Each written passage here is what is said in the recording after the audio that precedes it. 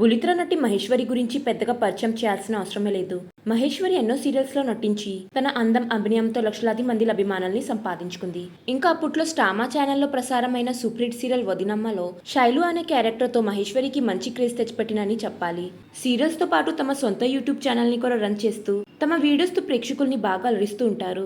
Personal life కి వస్తే మహేశ్వరి భర్త పేరు శివనాగ్. ఈ దంపతులకి ఒక పాప ఉన్న సంగతి తెలిసిందే. పాప పేరు హరిణి. అయితే ఏప్రిల్ 23న మహేశ్వరికి డెలివరీ అయిన సంగతి తెలిసిందే. పండంటి మగబిడ్డకి జన్మనిచ్చింది మహేశ్వరి.